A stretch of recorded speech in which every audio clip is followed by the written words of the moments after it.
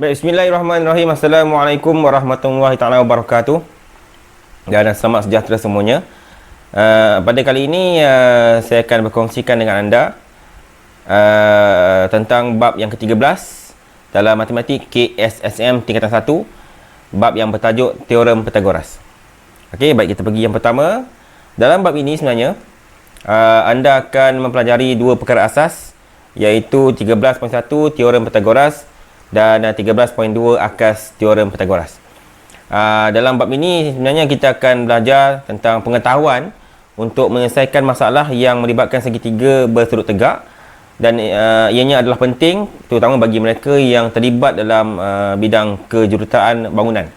Dan kalau kita tengok hari ini banyak bangunan pencakar langit, sebenarnya bangunan-bangunan ini dibina menggunakan asas Teorem Pythagoras.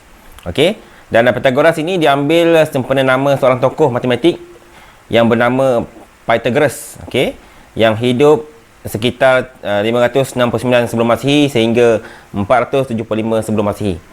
Dan Pythagoras ini adalah seorang ahli falsafah dan juga ahli matematik, dan beliau juga adalah seorang tokoh yang banyak memberi sumbangan dalam dunia matematik, terutama sekali dalam bab yang kita belajar pada hari ini, iaitu Teorem Pythagoras. Dan bab ini juga diambil semena nama Pythagoras. Okey.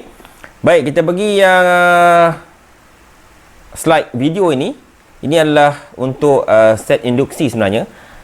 Sebelum kita pergi lebih mendalam dalam bab ini, apa kata kita lihat dulu sejarah ataupun sedikit sebanyak tentang Teorem Pythagoras. Okey. Selamat menonton. Pythagoras of Samos was born in the Greek island of Samos in the year 569 BC. His father, Mencertus, and his mother, Pythias, both supported his education passionately. He was known to be an intelligent young boy, learning how to play the lyre, to write poetry, and to recite Homer. But he was mainly influenced by his friend Anaxander, who was a cosmologist, and one of his mentors, Thales.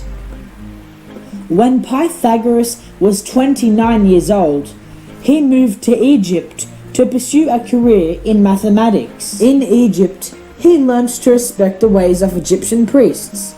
He noticed attributes of theirs such as secrecy and other faith beliefs.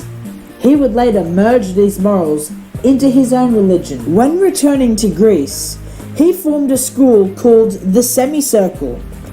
After forming this school, he moved to Crotone, where he formed another school. Here, he formed the much-known theorem, a squared plus b squared equals c squared. This means that the area of the hypotenuse, which is the longest side on a right-angle triangle, is equal to the sum of the two other sides. This is the most famous accomplishment of Pythagoras and has made him well known in modern-day math. He sadly died in the year 475 BC. Pythagoras has now earned the title of the first pure mathematician, and his legacy and his theorem will prevail. Baik, itulah sikit sebanyak tentang latar belakang Pythagoras. Okey. Baik, kita pergi slide yang seterusnya. Kita akan belajar tentang 13.1 Teorem Pythagoras. Anda boleh refer ataupun rujuk pada muka surat 294 pada buku teks.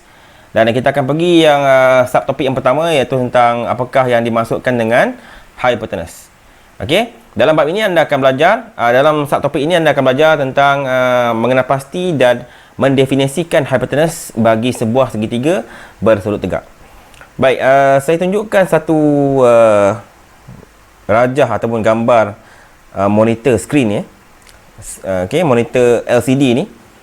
Okey, yang bersaiz 21 inci. Okey.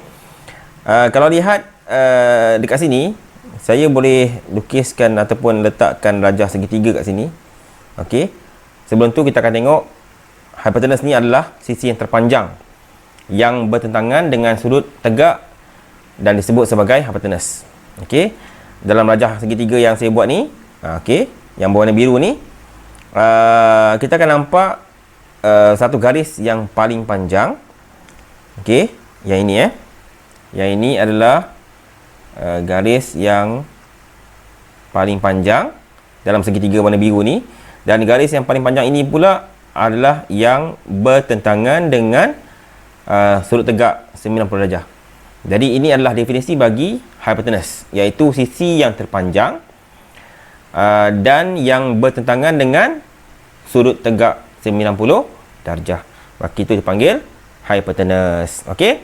Baik, kita pergi contoh yang pertama pada buku teks muka surat 295. Contoh yang pertama ada dua soalan, soalan A dan soalan B. Bagi setiap yang berikut, kenal pasti hypotenuse. Baik, kita pergi soalan A terlebih dahulu.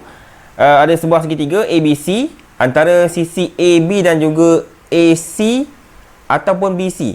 Yang mana yang paling panjang? Ya, jadi yang paling panjang adalah garis ataupun sisi AC. Okey. AC ni adalah yang paling panjang dan ia adalah bertentangan dengan sudut tegak 90 darjah. Maka AC ni dipanggil sebagai hypotenuse. Okey. Baik, soalan B ada dua segitiga yang bergabung. Kita pergi segitiga yang pertama, iaitu segitiga PSR antara PS, SR dan PR. Okey. Yang manakah paling panjang? Ya, jawapannya garis PR lah yang paling panjang. Dan dia paling panjang dan dia juga adalah yang bertentangan dengan sudut 90 darjah. Maka PR ini dipanggil hypotenuse bagi segitiga PSR. Okey. Manakala bagi segitiga PRQ, okey, garis ataupun sisi yang paling panjang adalah garis PQ. Okey, garis PQ ni adalah yang paling panjang dan dia juga adalah yang bertentangan dengan sudut 90 darjah. Maka garis PQ ini dipanggil sebagai hypotenuse bagi PRQ. Jadi kesimpulan dia adalah hypotenuse ni adalah satu sisi dalam sebuah segitiga. Sisi itu yang paling panjang. Dan ia, walaupun dia paling panjang, dan ia adalah garis yang bertentangan dengan sudut 90 darjah. Maka itulah syarat untuk sisi itu dipanggil sebagai hypotenuse. Okey? Terima kasih. Jumpa lagi.